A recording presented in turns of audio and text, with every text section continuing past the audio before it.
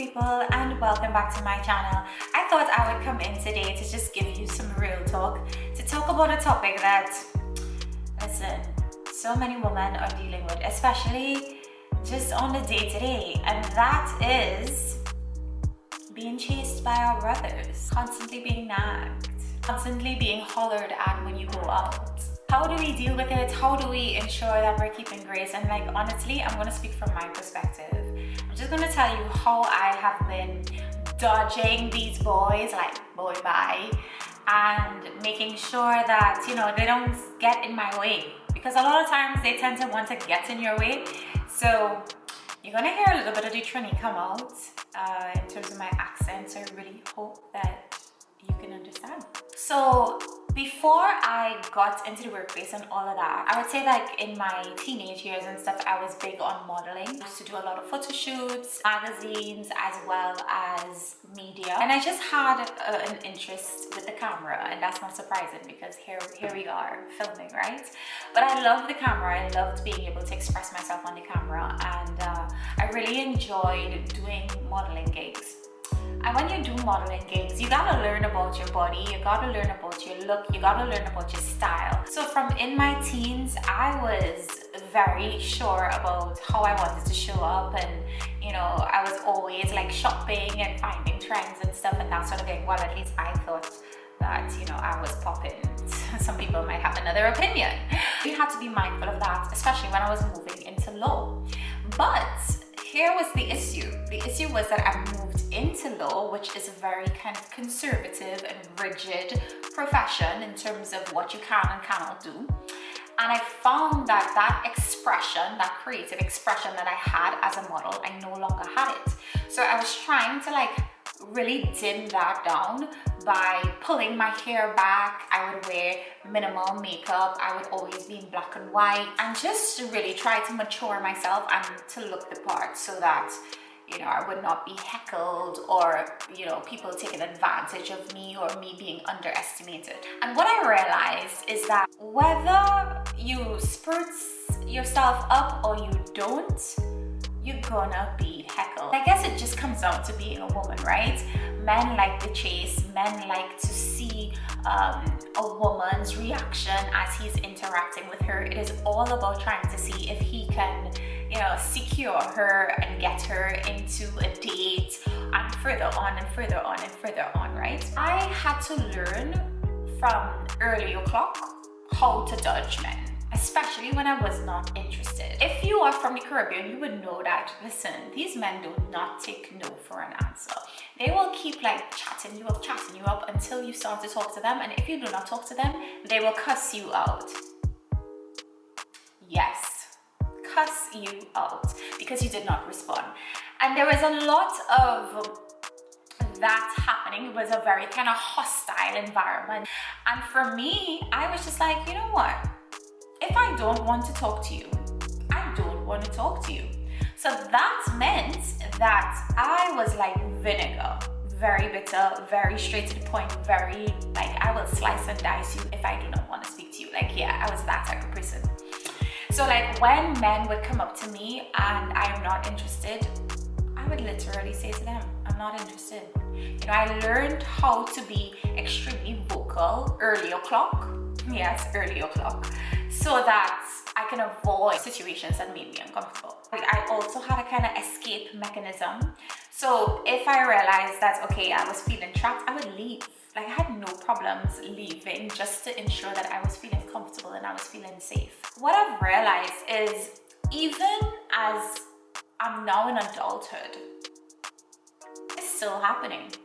Even with a ring on, it still happens, right? And like, there is just a lack of respect for a woman who is not interested. I feel like when you tell a man that you're not interested, it's like chase more. Let me see if I can talk to her. Let me see if I can change her mind. Let me see if I can get her to lean on my side. And it's just so tiring. I thought that when I got engaged, I thought that, you know what, men would stop bothering me. Like, they would see that I am an engaged woman, they would see the ring on my finger, and they would leave me alone. No. Like just the other day, I went into a store I was shopping on my own, and I walked to the bathroom, and there was this guy that, you know, like, he tried to talk to me. He came up to me to say, hey, can I speak to you for a minute? Can I speak to you for a minute? Because listen, men in London don't know nothing about personal space. Let me tell you something. If any man roll up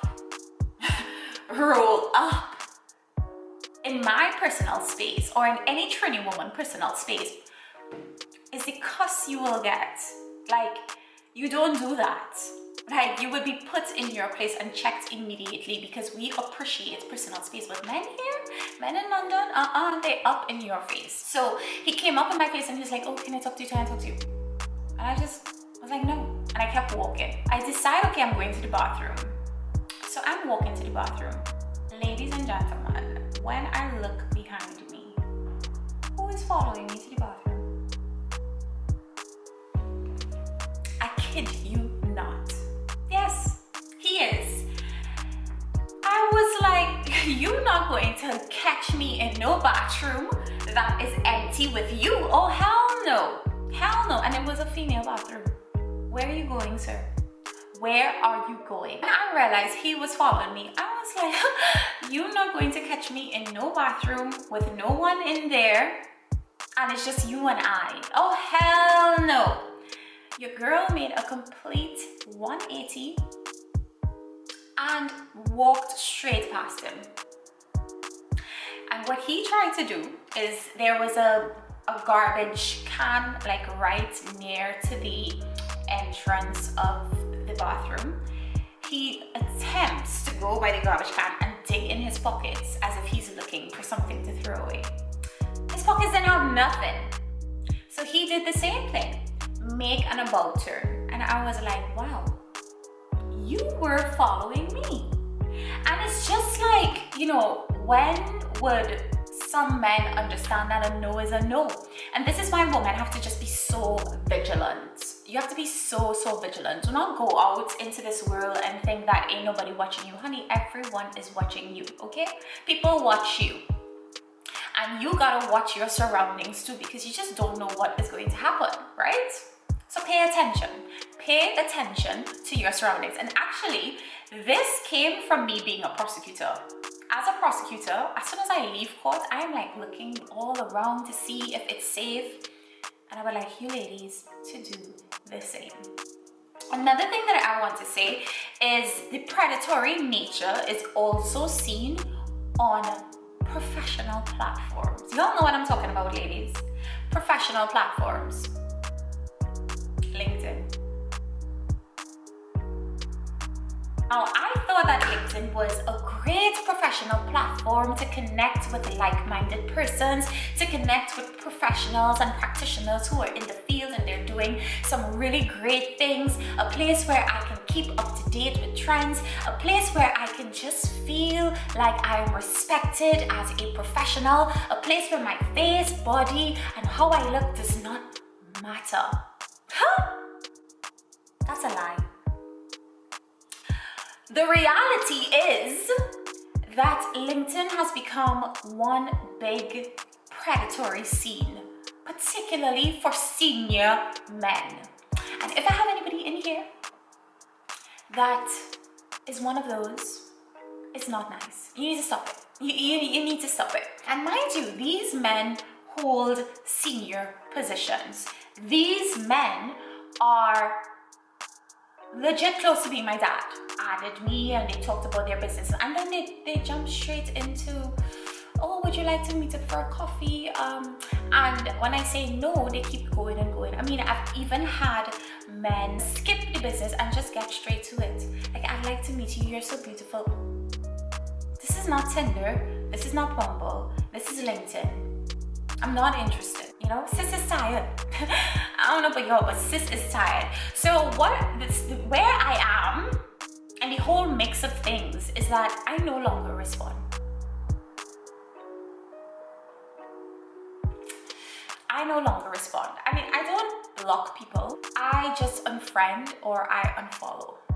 and they may send a connect request again, and you'll just never connect with them again. Never. So for me, it is more learning that not everything I have to respond to, and it's okay for me to ignore men that are really trying to sexualize me.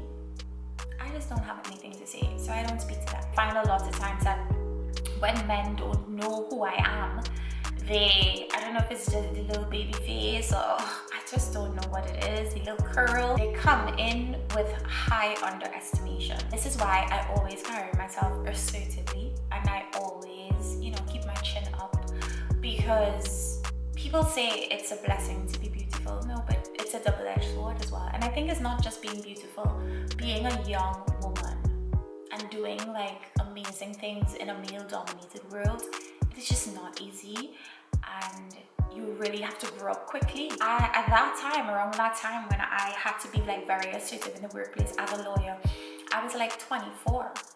I'm now 34, and I still, you know, I feel like I matured so much in that 24 time. And I feel like some of the lessons that I was learning at 24, I wish that I could have learned it a little later, because it just made me so tough. Like, I remember times where I felt violated, like I didn't speak up for myself, or I could have said something different. And that feeling, I don't know if you ladies have ever had that feeling before, but that feeling where you know that you kind of let yourself down, that feeling is the worst. And that was just fuel and motivation for me to get it right the next time, because honey, it was gonna happen again, and bet your bottom dollar I was gonna be ready. But the final thing that I really want to say in this like little chit chat is that, sis, beautiful, not beautiful, engaged, married, kids, whatever, this situation of having to dodge men,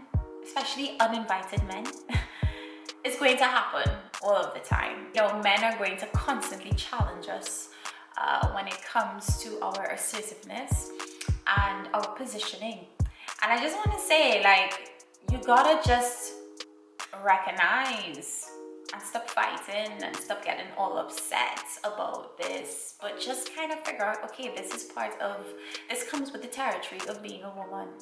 So how am I going to deal with it? When you are dodging these boy buys, when you are dodging these uninvited people, don't think that you are the cause or you are the problem, because actually, no, we're just living in an unbalanced society, a society that is always quick to point at the woman rather than point at the fact that our brothers are not recalibrating their belief systems, or, you know, they are not upping their game in the field of respect, or they are not applying chivalry.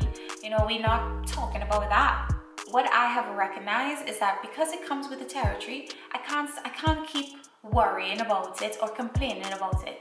You know what I do? I just don't handle it. Meaning, I don't give my attention to it, I don't respond to it, that sort of thing. Now, if you come up into my personal space or you do something, you know, really personal to me, of course I would speak on it.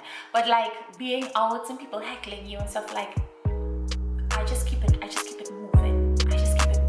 But I hope that has provided some